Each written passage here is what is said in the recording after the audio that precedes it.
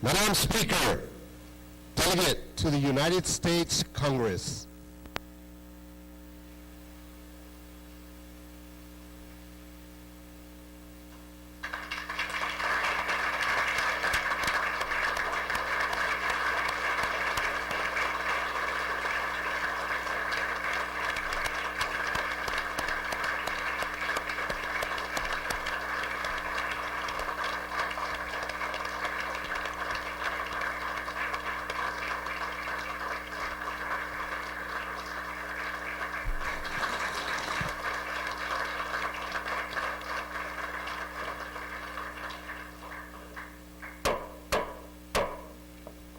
Minute 32 na legislature Guahan is called to order. Please remain standing for the presentation of colors.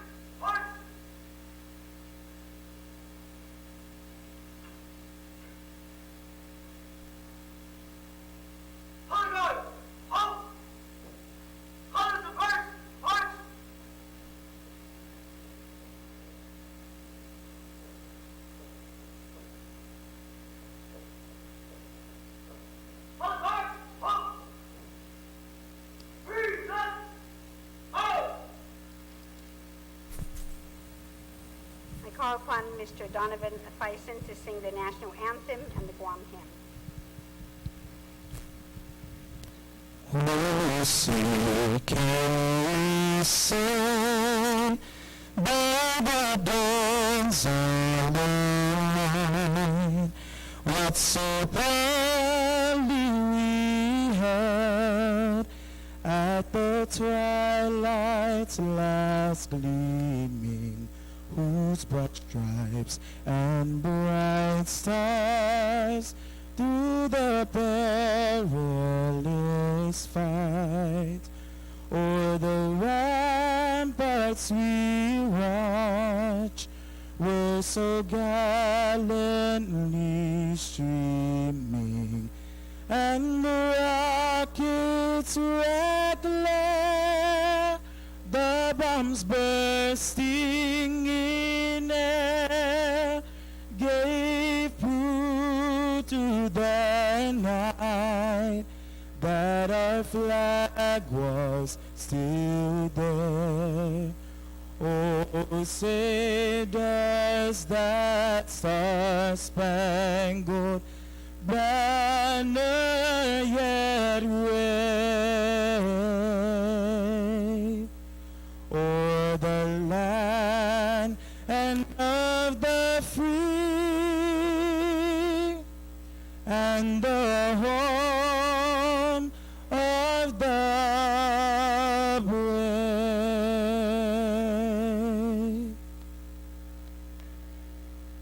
Fanogita moru purita nota, kontay matunan hagitoru ilugar, para iona, para igloria, aviva islas en para iona, para igloria, aviva islas en todo y tiempo y paz para hita, zangin nilangin na bendición.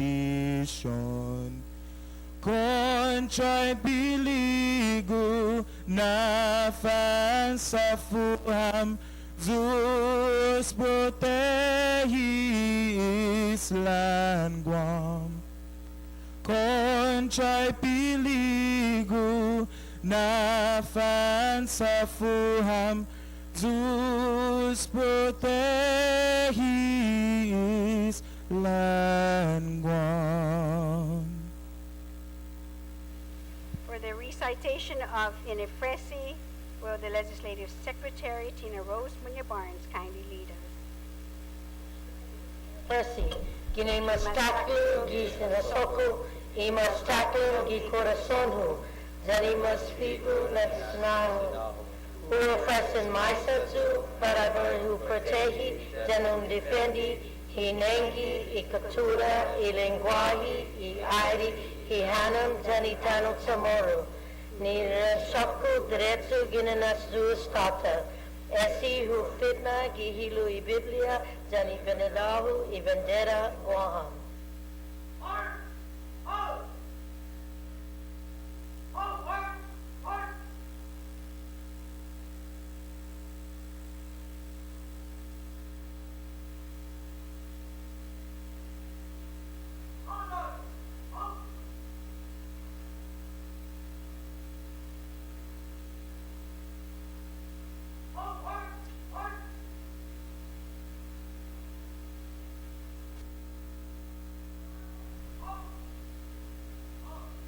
I now call upon the Most Reverend Anthony S. Aperon, Archbishop of Agatna, Guam, to deliver the invocation.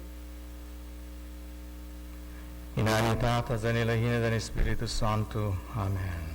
Todo nacimiento de Dios, mira legmo manabubra corazón mami minagov, en bendicios en ricoco em todo para empamatoso girinanya de justicia. Almighty God, your goodness fills our hearts with joy. You are blessed for bringing us together to work in harmony, in peace, and in justice. Etse bendición Messiah gihili Congreso en Palawan as Madeline Z. Bordallo, ni para fanay cuenta por y acción ni amanenia para eman ciudadano na comunidades ng mami y Congreso en Estados Unidos. Send your blessings upon Congresswoman Madeline Z. Bordallo, who will give an account of her activities which she manages for the citizenry of our island community at the Congress of the United States. Giagui pagwastana sa parosangan huzung hafa tsotsogui para man mailina oficiales dan hamini man ciudadano man nanay kwenta por istetsona ni hamini man autanya man entrega giza Washington, D.C.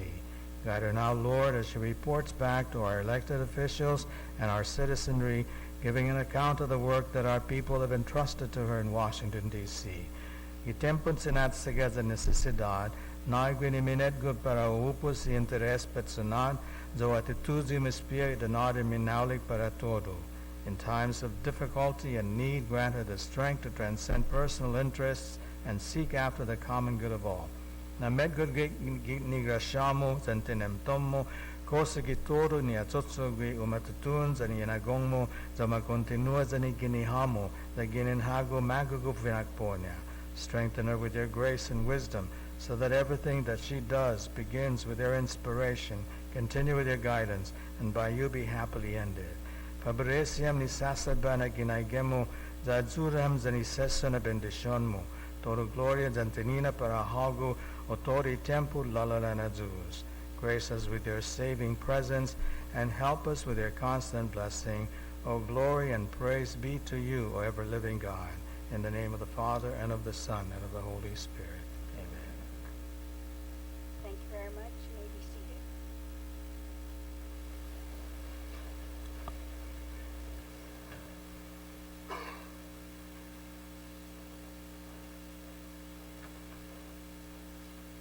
I now call upon the Honorable Madeline Z. Bordallo to present her annual report.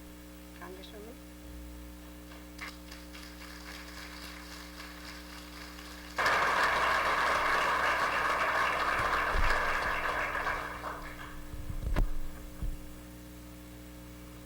Hafaday and good evening, ladies and gentlemen. Before we begin, I ask that we stand and observe a moment of silence for Army Sergeant Eugene Michael Augwin and Specialist Dwayne Flores. These brave soldiers paid the ultimate sacrifice earlier this month in Afghanistan. And tonight, let us honor and pay tribute to their memory and the memory of all men and women who have lost their lives, who were injured in the line of duty, and who are still in harm's way. Tonight, let us all recognize with humble gratitude all members of our armed forces who serve and have served to defend our freedoms. And if we could have a moment of prayer.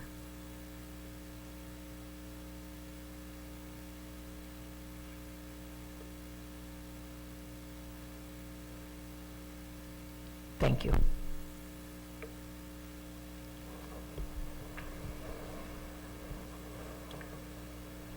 Governor Calvo, Speaker Wampat, Chief Justice Carbolito, and my dear people of Guam. It is once again my honor to update you on my work in Congress on behalf of our people and to discuss federal issues important to our community.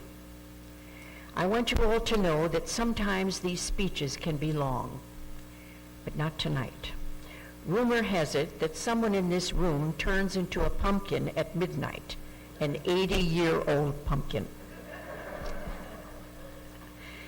Our nation and our community face many challenges and tough decisions. As in all difficult times, we look inward to find the resolve that we will need to meet these challenges, and we renew our conviction that better times are ahead of us, that we can overcome many obstacles, and that our faith in our people is undiminished. Our journey will never be complete unless we undertake to resolve our political status and to decolonize Guam. We must renew our determination to take the necessary steps that will define our political relationship with the United States and to give the people of Guam the political dignity that they deserve. In the 111th Congress, I passed legislation that authorized the use of technical assistance funds from the Department of the Interior to promote political status education. At the time, Assistant Secretary Tony Babauta urged Guam to submit one consolidated grant application that included all stakeholder interests, including the government, indigenous rights groups, and the university. I hope we can get this back on track, and I will work with the governor and the legislature to move this grant forward.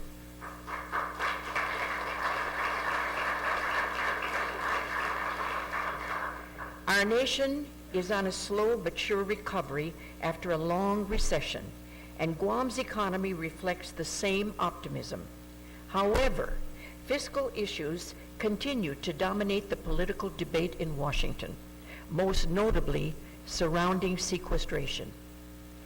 At a time when we should be working to grow and strengthen our local and national economies, the inability of Congress to resolve differences to address the broad, across-the-board mandatory spending cuts, known as sequestration, has created much confusion throughout the nation and uncertainty in many federal programs. The threat of these cuts was intended to be so drastic and politically unattainable that members of Congress would be forced to come to an agreement to address the nation's debt and deficit issues. I have long argued that addressing our nation's fiscal challenges must be done in a responsible manner that includes both cutting, spending, and closing tax loopholes. Unfortunately, Congress has been unable to find a solution mutually acceptable to both Republicans and Democrats. And for at least the remainder of fiscal year 2013, the cuts imposed by sequestration will remain in effect. These cuts are beginning to be felt by federal agencies and local governments throughout the country.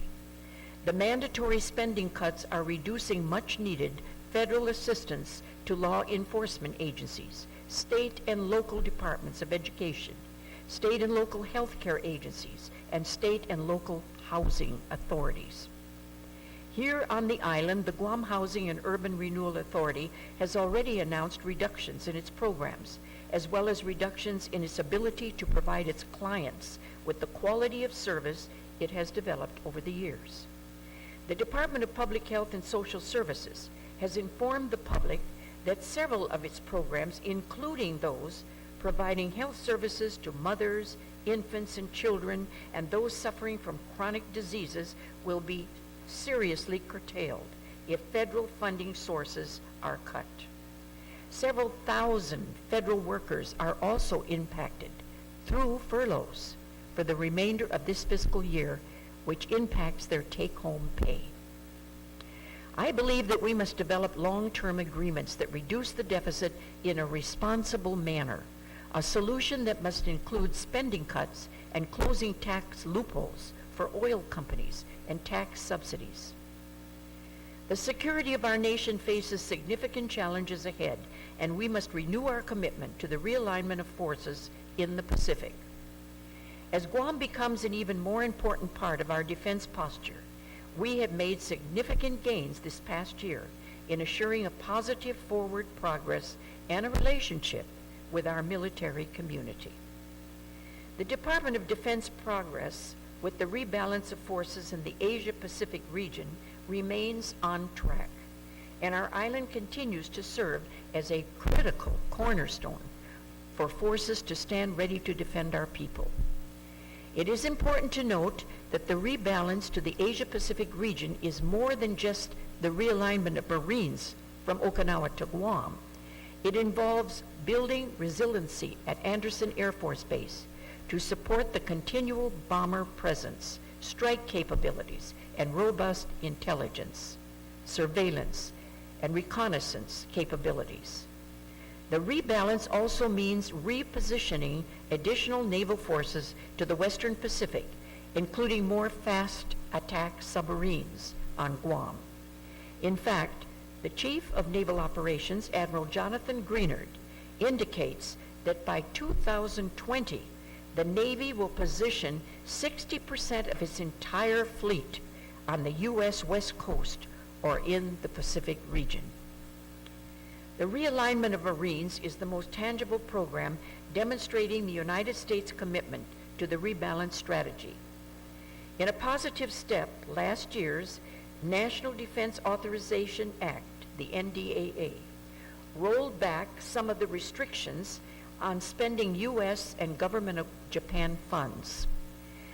The provision allows for use of the Government of Japan funds to plan and design infrastructure that will support the realignment at Andersen Air Force Base. In fact, the bill included $26 million for the North Ramp utility improvements, which will directly support the Marine Corps aviation component of the realignment. The outcome was not a complete success, but it signaled a willingness of the Senate and leaders in Congress to move forward with the overall realignment. The August 2012 report on the Asia-Pacific rebalance by Center for Strategic and International Studies went a long way to addressing and alleviating concerns that the Senate had about the realignment. However, we must not let this progress lessen our efforts. In fact, it should be a reminder to redouble our efforts and show a continued, unified, one Guam approach for the realignment.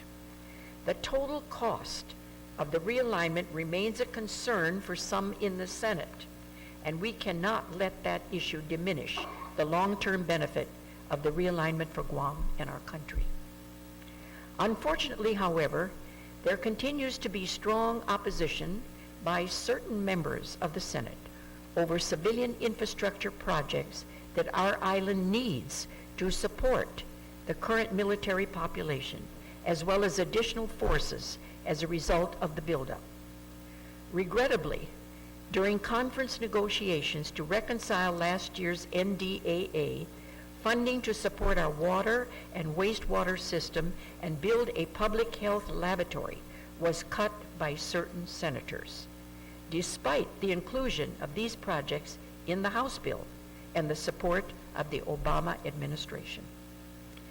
The environmental impact statement that's studied how the buildup would affect our island specifically pointed out that our water and our wastewater system is nearing capacity and definitely needs upgrading. And the increase in military personnel from the buildup will strain the system. Moreover, the construction of a public health laboratory is critical to ensuring that significant biohazard threats are identified on Guam. These modest investments are critical for both military personnel and assets on Guam and our civilian community. I will renew my efforts with the assistance of the governor and the legislature to ensure that this buildup moves forward and the federal government pays for the infrastructure needs that they are causing us to undertake. I hope that the leadership change in the Senate Armed Services Committee, in which Senator Jim Inhofe became the ranking Republican, will give us a fresh opportunity to make our case, and that he will recognize the importance of this funding and keep it in the final FY14 defense bill. The importance of investing resources to ensure that we maintain a strong and robust military presence in the Asia-Pacific region was highlighted this past February when North Korean leader Kim Jong-un made direct threats to the United States and Guam in particular. Although threats from North Korea are not uncommon, and the Department of Defense takes every threat seriously, the rhetoric that was used was uncharacteristically hostile, and certain actions by North Korea caused concern among our people here in Guam and officials at the Defense Department. I appreciate the swiftness in which the Department of Defense responded to the threats posed by North Korea.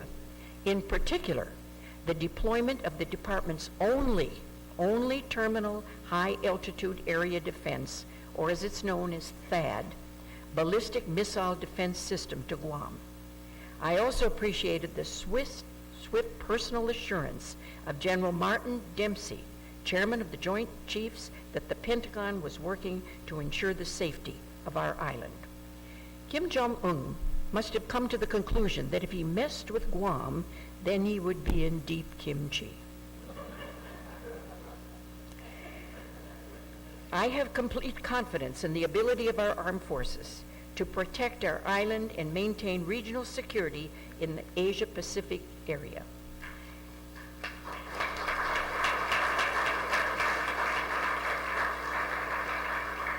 In my role as the ranking member of the House Armed Services Subcommittee on Readiness, I have been able to help steer how we shape the future of our military's readiness.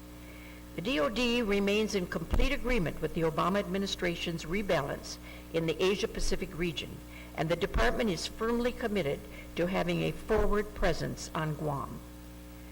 Our island remains a critical component of the Asia-Pacific strategy, but our civilian community will only benefit if we maintain our unified one Guam approach moving forward.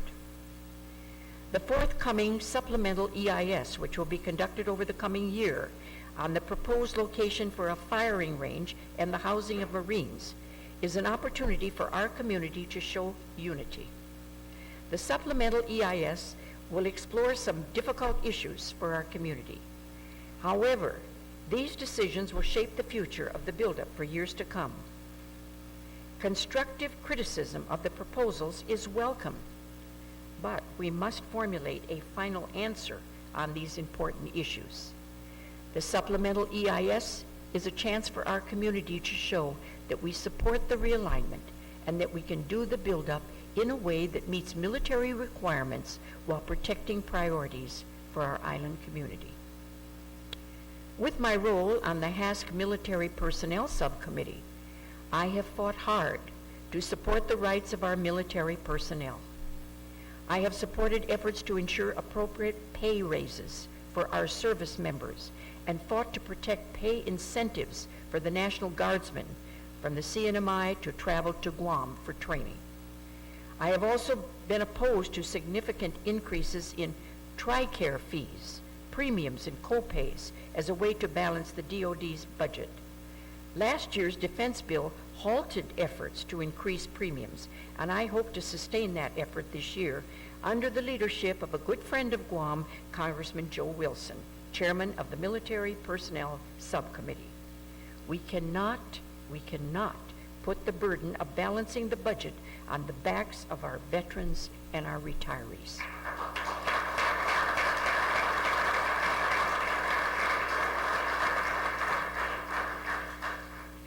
Just as I support our current men and women in uniform, I have also worked with members of both sides of the House to ensure veterans are receiving proper care and attention to their needs. Our work on behalf of those who serve our nation continues long after they take off the uniform. We owe it to our veterans to ensure that they receive proper care and attention to their needs, and we must renew our commitment to our veterans. I will work with our Guam judiciary to establish a local veterans court to help veterans who may have trouble readjusting to civilian life after their service.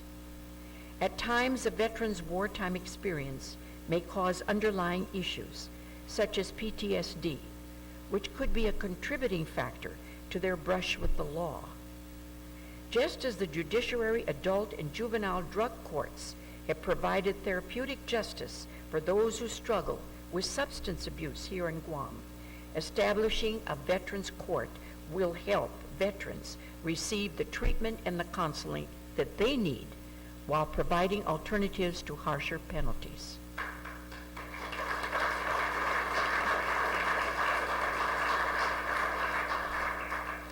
We honor their service by recognizing their difficult circumstances and treating them with compassion and understanding. I look forward to working with Chief Justice Carbolito, the judiciary, and the legislature to identify federal and local funding opportunities to establish a local veterans court so that we can provide veterans with the services that they desperately need. Following Secretary Eric Shinseki's visit to Guam and hearing the concerns of local veterans, I have worked with the VA to include a $4.4 million expansion of the current community-based outpatient clinic in their integrated priority list for minor construction.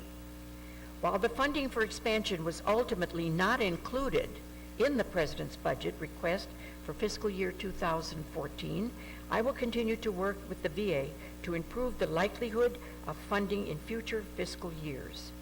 The expansion of the clinic will help to address the concerns of the veterans community and meet the increasing population of veterans on Guam.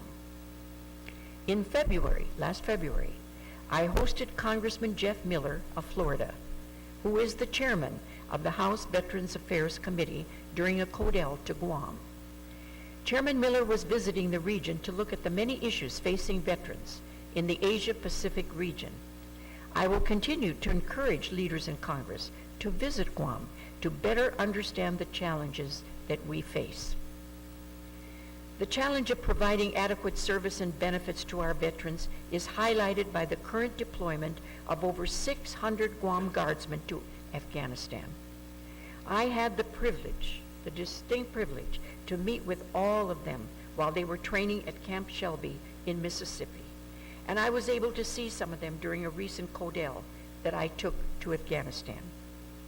Our Guard bravely answered the nation's call to serve, and they have done so with the attitude and the outlook that makes us all proud of them. During my visit to Camp Shelby, I was constantly told by Army leaders that the professionalism and the dedication of our troops was among the very best in the Army. And this is something that I'm always told about from military leaders from across the services who have commanded and served with our troops. Our island recently was heartbroken, once again, to learn that two of our guardsmen, Sergeant Eugene Michael Augwin and Specialist Dwayne Flores, were killed in action earlier this month. These brave soldiers joined the ranks of 21 other men and women from Guam who have paid the ultimate sacrifice since our nation went to war in Iraq and Afghanistan. Their photos hang in my office in Washington, and I am reminded every day of the extraordinary price of freedom. These heroes represent every branch of our armed forces, some as young as 19, men and women, active duty service members, guardsmen, and reservists. Regardless of the capacity in which they served, they all had one thing in common. They volunteered to serve our nation. They volunteered to fight for our freedom. They volunteered to protect our way of life, and they gave their lives for our nation. So we owe these brave men and women and all who have worn the uniform our humble gratitude and our commitment to upholding the freedoms that they fought for. So I ask that we recognize all members of our armed forces, active duty, guardsmen, reservists, all our veterans, and all those with family serving in our military. We thank you so very much for your service and sacrifice to our nation.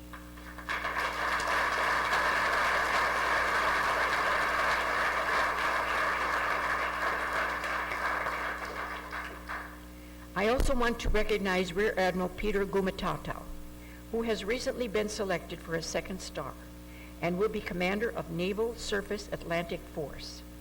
Congratulations, Admiral Gumatautau. We are also very proud of you.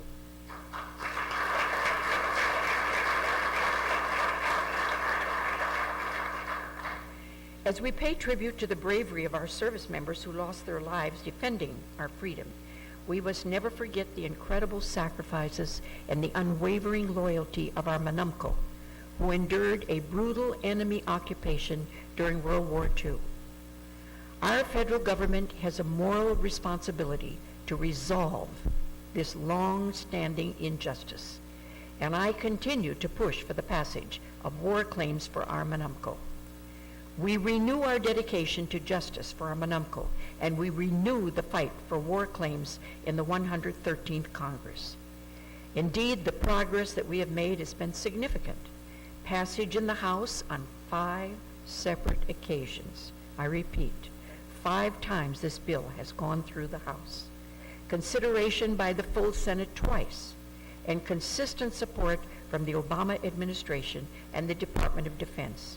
And I continue to work with all my colleagues in both the House and the Senate to resolve this issue. As we all know too well, we live in a time of fiscal austerity for our island and our nation.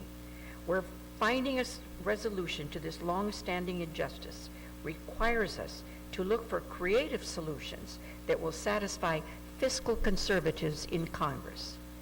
As I have mentioned on numerous occasions, arguments of moral responsibility or justice do little to sway the views of budget-conscious members of Congress. These members insist that any legislation that will authorize new spending be accompanied by a corresponding offset within the Committee of Jurisdiction's authority. What this means is that for war claims to be authorized, we must find an offset within the Department of Interior that could be used to pay the claims. To that end, I have proposed using additional Section 30 money above fiscal year 2012 levels that Guam will receive from federal taxes remitted to our local treasury as an offset to address objections raised by fiscal conservatives. I believe that this is the most credible offset that will satisfy House Republican budget rules and put us in the best scenario possible to getting war claims passed.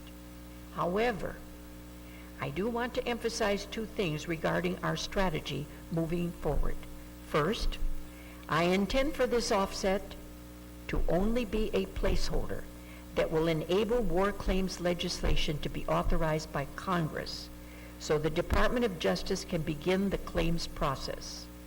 Once all the claims have been collected and the amount to be paid is known, I will work with the Obama administration to get an appropriation for the claims in the President's budget.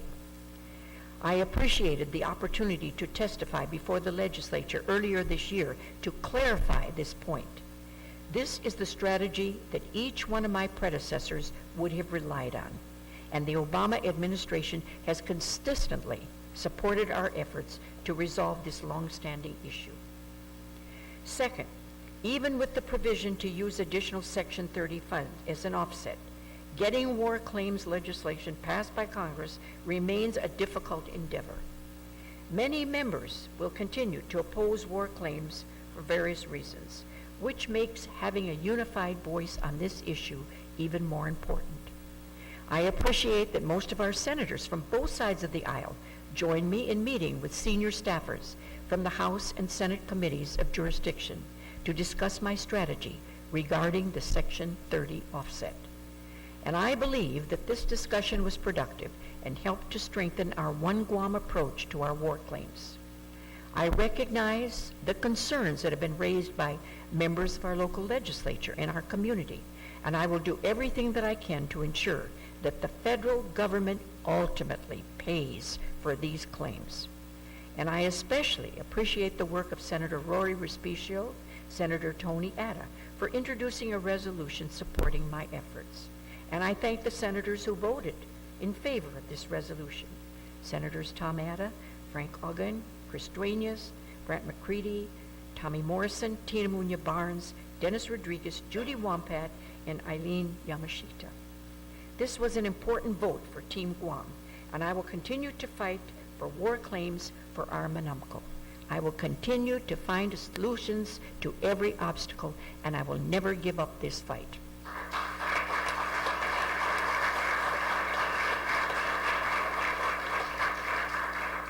I also continue my efforts to secure expansion of the Guam CNMI visa waiver program to include Chinese visitors under parole authority.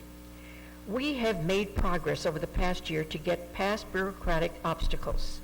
The governor and I, working with stakeholders in the visitor industry, including DFS, were able to get the Department of Defense to endorse our efforts, provided that security concerns were appropriately addressed and mitigated in final implementation by the Department of Homeland Security. This is an important milestone because we were able to better understand the security concerns in this decision-making process. I remain convinced that there are ways to appropriately mitigate the security concerns posed by the visa-free travel for Chinese visitors. Make no mistake that the security concerns are valid and must be addressed and taken seriously. Moreover, the current security environment with China is difficult, particularly given the recent news over cyber espionage. The challenge is not insurmountable, but it is significant. Yet I remain concerned about the timeline for action by the Department of Homeland Security. The decision to bring parity to our regional visa waiver program is solely at their discretion. Not until Guam and CNMI have access to the same tourist markets will the economic benefits of this program become realized. And as such, I was successful, including language in the FY14 Homeland Security Appropriations Bill that urges DHS to re-engage in meaningful discussion to mitigate the security concerns, and inclusion of this language is evidence that Congress wants the original intent of the legislation to be followed by the Department of Homeland Security. It is time to get on with this process and bring finality to this matter. To date, we have seen the positive outcomes of expanded visa-free travel for Russian visitors, a decision made by President Obama in 2011. GVB has reported significant increases in the number of visitors from Russia, and the tourism market on Guam has seen a marked rebound as Japanese visitor numbers continue to recover since the lows right after the earthquake and the tsunami. I believe that we can find the right balance between economic opportunity and security concerns, and I will continue to work with the governor and stakeholders to bring parity between the CNMI and Guam to our regional visa waiver program. The fiscal realities in Washington have forced every member of Congress to reevaluate our strategy on policies that affect our districts. And perhaps no other pressing challenge for our community is as evident as the need to look for creative solutions to compact impact. The political dynamic over the past few years has shifted so dramatically that even our nation's most important programs and policies, such as national defense, social safety net programs, have been subjected to deep, deep cuts. The federal government simply does not have the money to support every obligation that we have, and the tone in Washington is to cut spending at every level of government. These challenges have forced members to come up with new ways to address our constituents' concerns, and on compact impact, I have proposed language in a territorial omnibus bill that would expand on language I sponsored in the 2010 NDAA that permits the government of Guam to utilize unreimbursed compact impact as an offset to purchase the Navy's water and wastewater system. The language I have proposed would require the Secretary of the Interior to certify the amount of unreimbursed compact impact that the affected jurisdictions have incurred and credit this amount as an in-kind contribution for local matching requirements for federal programs. And I want to take this opportunity to thank Senator Pangilinan for working with me on this particular initiative for the past few years. I will continue to work with key leadership in the House and Senate committees of jurisdiction on this idea, and we continue to make substantial progress toward its fruition. And I also want to acknowledge the leadership of Ranking Member Kelly Sablan, who has worked closely with me on this proposal and who fully supports its enactment. I recognize that no single effort will fully address the issues of compact impact, and I have joined my colleagues in co-sponsoring legislation that address different aspects of the compacts. Our efforts signify a unified position that our local government should not be expected to bear the full costs of negative consequences due to compact migration.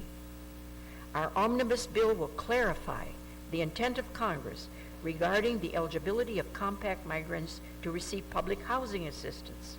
Until recently, the Guam Housing and Urban Renewal Authority had given authority to U.S. citizens when they provided housing assistance to families here in Guam, much of which is reliant on federal funding. The Department of Housing and Urban Development notified GURA that this was in contravention to federal law and prohibited GURA from prioritizing U.S. citizens before migrants. Our bill will clarify the original intent of the language that made FAS migrants eligible for these programs and will give our citizens first priority for housing assistance. Despite the budget rules established by House Republicans, I do continue to seek increases in annual compact impact assistance. I have joined my colleagues, Congresswoman Colleen Hanabusan and Tulsi Gabbard from Hawaii, and Congressman Eni Falamavega from American Samoa, in introducing a bill that would increase annual compact impact assistance to costs reported in a GAO report released in 2011. This bill increases annual compact impact assistance to the affected jurisdictions from $30 million to $185 million per year, beginning in 2013. I appreciate the legislature's efforts to bring attention to the need for increased compact impact funding for our island. However, I will caution that the Resolution 135-32 that was proposed will not satisfy House Republican rules, which prohibit members from earmarking funds directly to their district. The days when members could channel funding for specific projects are long gone. I'm also working with my colleagues to reduce the impact of the compacts on our island's healthcare system, and I am a co-sponsor of legislation introduced by Congresswoman Colleen Hanabusan that would make compact migrants eligible for Medicaid outside of the cap. Earlier this month, I supported an amendment to the Senate's immigration reform bill offered by Senator Mazie Hirano that would also make FAS migrants eligible for Medicaid outside of the cap. This amendment, if enacted in law, would make a significant step in reducing the local burden of providing health care to compact migrants. As such, several of my colleagues and I in the Congressional Asian Pacific American Caucus signed a letter to the Senate Judiciary Committee urging senators to support this amendment, and the committee agreed to the amendment and included it in their markup of the immigration bill, which will be considered by the full Senate in the coming months. We also raised an issue with former Assistant Secretary Babauta regarding overcrowding at the Department of Corrections, where currently 1/3 of our prison population is made up of FAS migrants. I appreciate the leadership of Vice Speaker Cruz, and I hope to work with the legislature and the governor on a concept wherein FAS migrants convicted of minor and nonviolent crimes may be given the option to serve out their sentences in their country of origin. This would require close coordination with the FAS states, law enforcement, the courts, and the Department of the Interior. In May of last year, the Supreme Court upheld the constitutionality of the Affordable Care Act and cleared the way for this law to be fully implemented throughout the country. This landmark reform of our healthcare industry contained many important provisions for Guam, including the ability for young adults to continue to be covered by their parents' insurance until they are 26 years of age, the removal of lifetime limits that an insurance provider will pay for care, the full coverage of many preventive services such as annual physicals and mammograms, and the prohibition on insurance companies from denying coverage based on a pre-existing condition or dropping coverage if a person becomes sick. The law provided Guam with $268.3 million in additional funds for our Medicaid program between fiscal years 2012 and 2019. And it gave the territories the flexibility on whether to establish a local insurance exchange or use additional funds to further expand Medicaid. It also increased the ratio of what the federal government will pay for Medicaid to 55%, a percentage that I continue to work with my colleagues to increase to provide parity between the territories and the states. Despite the many improvements the ACA made to improving quality and access to health care, I recognize that the law is not perfect, and navigating through how the various provisions apply to Guam has been a real challenge for local stakeholders.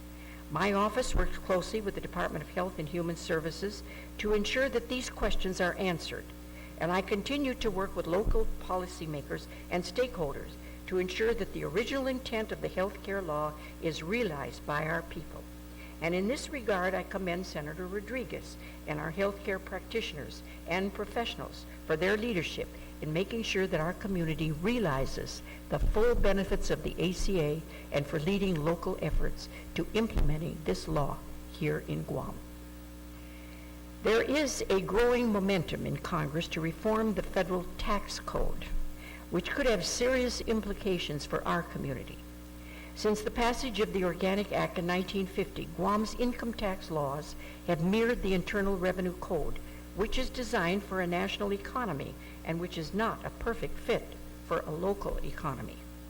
Our island has been fortunate that under the Obama administration, my colleagues from the territories and I have been successful in ensuring that 5 different tax credits have been paid for by federal grants to our local treasuries.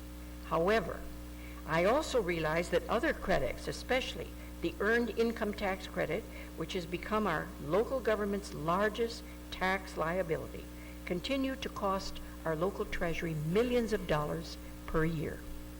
Despite numerous attempts of the territorial delegates to pass legislation to provide a cover-over for these credits, the fiscal climate in Congress makes passage of these bills very difficult at this time. Now may be the time for our local leaders to reevaluate whether it is prudent for Guam to continue to mirror the IRC or if we should create our own tax code that specifically addresses local needs and is not subject to Congress's consideration of national needs. I applaud the efforts of Senator Mike Limtiaco and Senator Mike San Nicolas to further study whether Guam should develop its own tax code and delink from the mirror code system. I will support the decision of our local policymakers, but a renewed interest in Congress to reform the tax code may lead to additional burdens on our local treasury. So now is the right time to begin a dialogue on delinking from the federal tax code. Let us renew our resolve to put Guam on a firm tax foundation for the future. Sequestration forces us to renew our dedication to education. The Guam Department of Education, under the leadership of Superintendent John Fernandez, is doing a remarkable job of providing quality education under challenging circumstances.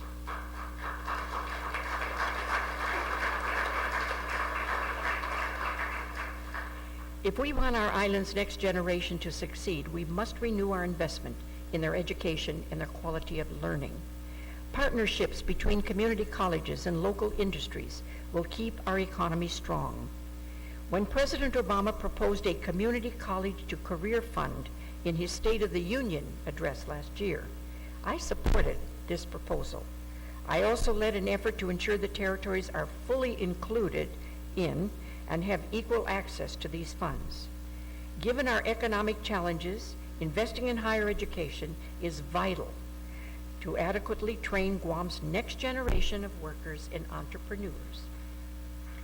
Just last month, 4 students from Simon Sanchez High School participated in the 12th annual ProStart Invitational held in Baltimore, Maryland.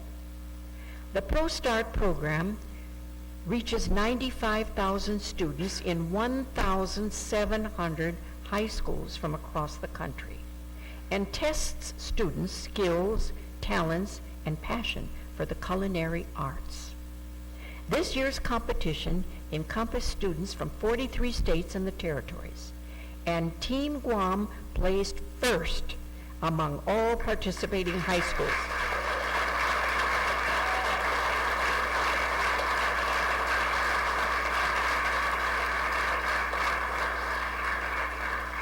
Tonight, ladies and gentlemen, I would like to recognize our national champions. They're in the crowd tonight from Simon Sanchez High School, mainly Angelica Sia, Erin Magde, Leanne Lusung, and McDaniel Dimla, and their culinary advisors, Norman Aguilar, Maravik Shrog, and Peter Dwayne. Would you kindly stand?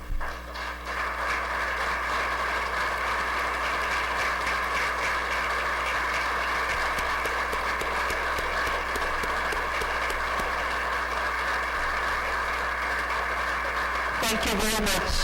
We are very proud of you. When I heard that they had won the national title, I said, was there ever any doubt that our Guam students can outcook anyone? The world is lucky that the Olympics has no barbecue event, because Guam would definitely win the gold medal every time. So once again, congratulations.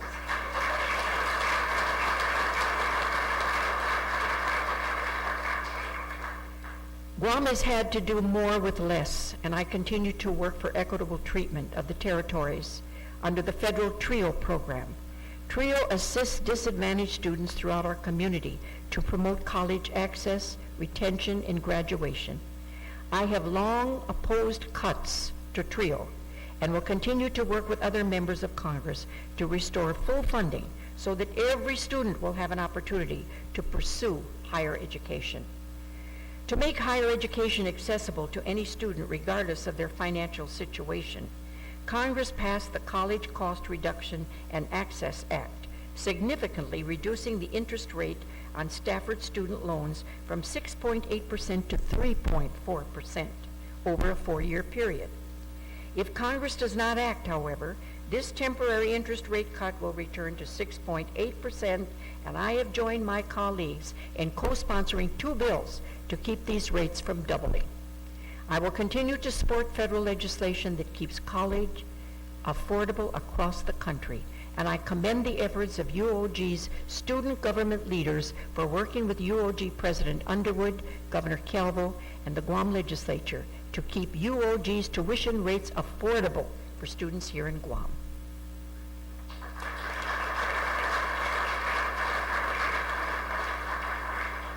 In order for our island, our families, and businesses to move forward and thrive, we must once again renew our commitment to protect and promote our indigenous Chamorro culture and language. The federal government provides many grant opportunities for cultural and language preservation, and I commend the numerous nonprofit organizations and government agencies for their efforts to utilize these opportunities. We must take advantage of every opportunity available to ensure that the current generation is not the last to pass on our native Chamorro language and culture.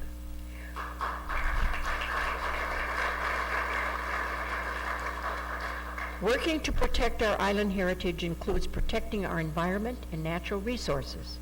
In 2011, I introduced the Shark Conservation Act, which was signed into law, making 5 endangered species of shark and 2 species of manta ray subject to international trade regulations.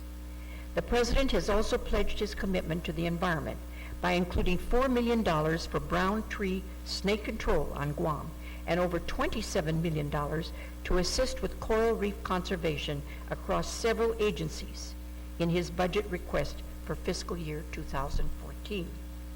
Additionally, I am working to amend the Sykes Act to provide the Department of Defense with greater flexibility to enter into cooperative agreements to meet conservation and readiness goals. I have also reintroduced legislation to reauthorize and enhance the Coral Reef Conservation Act. Coral reefs are very important economic resources and provide protection from hurricanes and typhoons. However, I remain concerned about NOAA's efforts to list several species of coral as endangered species under the Endangered Species Act. And I will continue to work with Congressman Sablon to provide oversight of this regulatory action. I applaud the effort by NOAA to protect coral, but I am concerned that listing coral under an ESA action does not address the fundamental issues impacting our coral. The ESA listing may have a detrimental impact on our tourism industry. The Coral Reef Conservation Act will redirect the federal government's efforts on initiatives that I believe will better address impact to corals without adversely affecting local communities. The Magnuson-Stevens Fishery Conservation and Management Act is scheduled for reauthorization this year.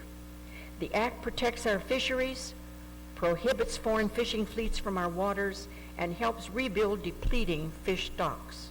We must wisely manage and protect these resources, carefully balancing conservation with the economic impacts to our fishermen. And I want to take this opportunity to thank Manny Duenas of the Guam Fishermen's Co-op for his help in highlighting fishing regulation issues for Guam. To further protect our fishermen, I have reintroduced the Illegal, Unreported, and Unregulated Fishing Enforcement Act. Illegal fishing activity is high in the Western Pacific, and stopping foreign poaching will ensure that our fish stocks are protected, our stock assessments are accurate, and our fishermen will continue to have access to the best fishing grounds in the Pacific.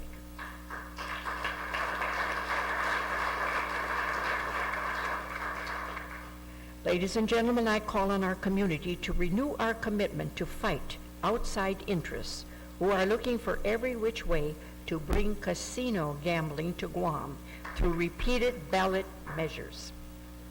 These outside interests with their deep pockets have been rejected 5 times by our people, 5 times. I commit to working with our people and our local leaders to review the federal laws to determine if more can be done to protect our island against the relentless onslaught of these outside interests who will never stop until they wear us down and establish their casinos. They just don't get it that no means no. So tonight we say to these outside interests, no and no more.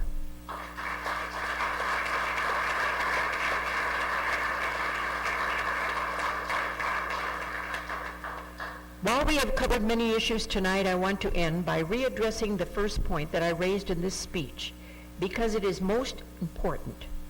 Resolving our political status through a legitimate act of political self-determination will allow our people to determine for ourselves what is best for our island and our people.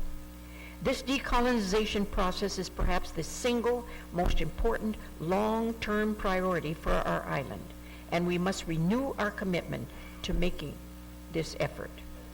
While over the years we have made progress on advancing this issue, sometimes our long-term goals get lost among the many priorities and crises of the moment, issues that demand our immediate attention. However, we cannot let our daily challenges inhibit our progress toward resolving the issue of political status.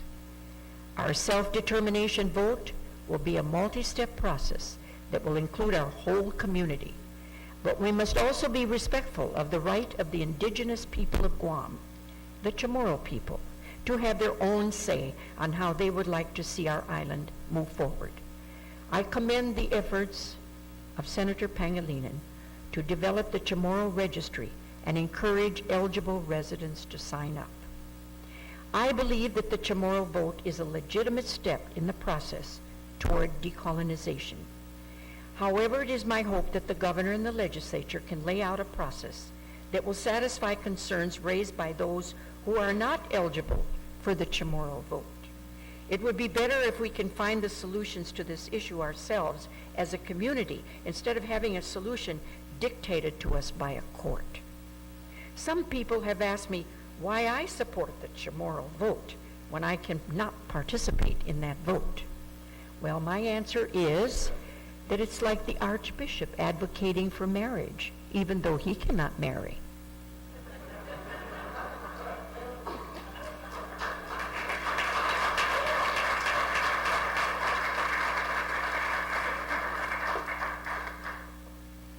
During last year's election, Puerto Rico conducted a plebiscite, and my colleague, Congressman Pedro Pierluisi, Puerto Rico's resident commissioner to Congress, recently introduced federal legislation to take the next steps. Certainly, the process and ballot measure used by Puerto Rico may not be what is best for Guam, but we should use their experience to inform our efforts, and we can observe how their people are responding to the process that they have laid out. It is time for us to get on with our own process, and I appreciate that Governor Calvo has impaneled the Commission on Decolonization and that Speaker Wampat and Vice Speaker Cruz have raised the profile of this issue in the legislature and in our community. This is an important dialogue for our community to engage in, and it is important that that dialogue become a priority for our people. We are on a journey, but that journey will not be completed until we define our destination for our island and for our people.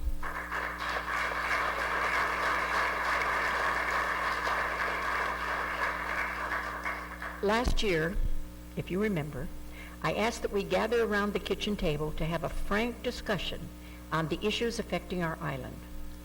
As a community, we have experienced and successfully met many challenges because we as a people are strong and resilient.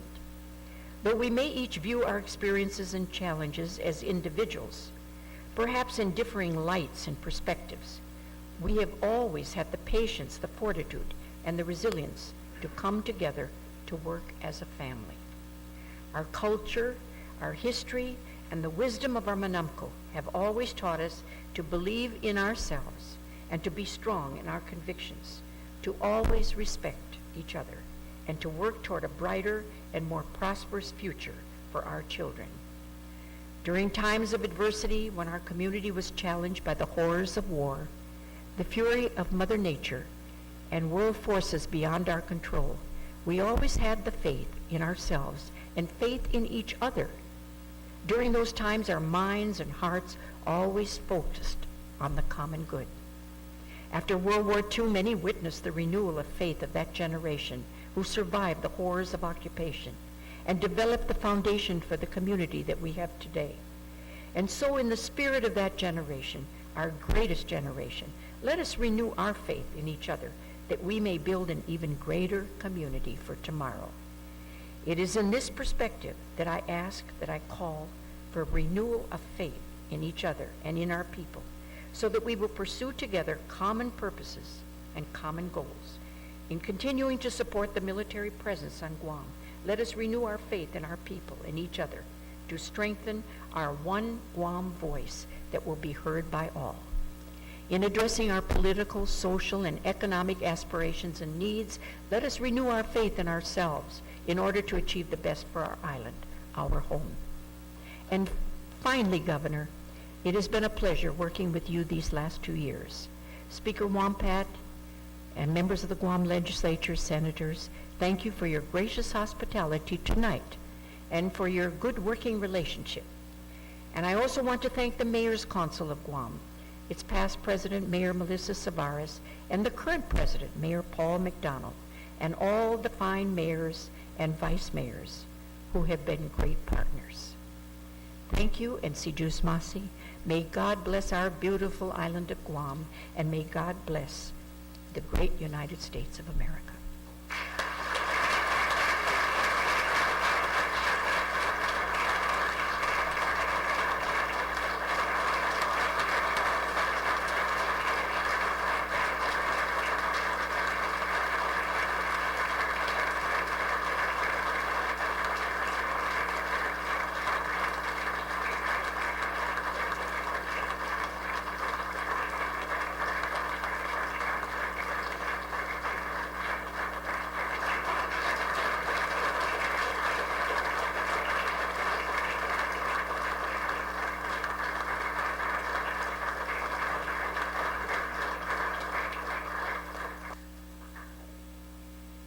I call upon Reverend Dr. Albert Aguero, President of the Guam Ministerial Association, to deliver the benediction.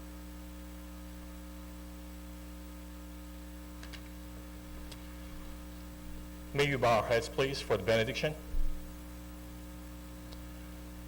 Our loving Heavenly Father, as we come to close, we end by expressing our thankfulness to you for the many blessings you have bestowed upon us.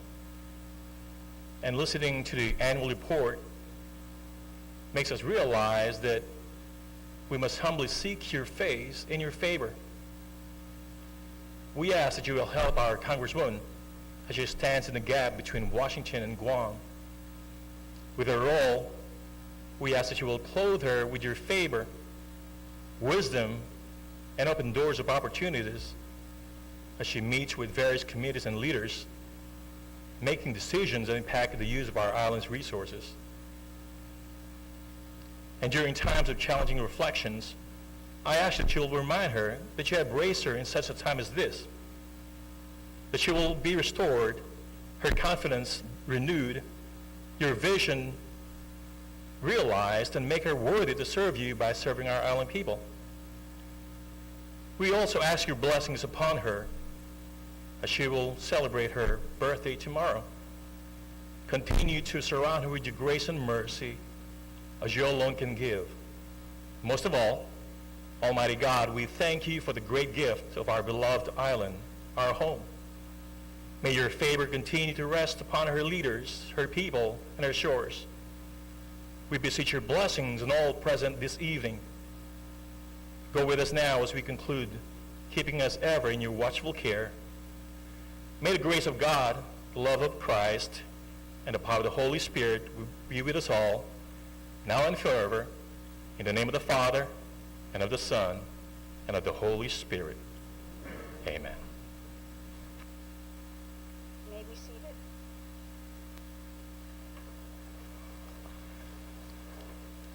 Mr. Majority Leader, Senator Respicio, you're recognized. Thank you very much, Madam Speaker. I move that we rise from the Committee of the Whole and that we adjourn subject to the call of the Speaker. On the motion then to rise from the Committee of the Whole and to adjourn today's session subject to the call of the Speaker, are there any objections? No objections, so ordered.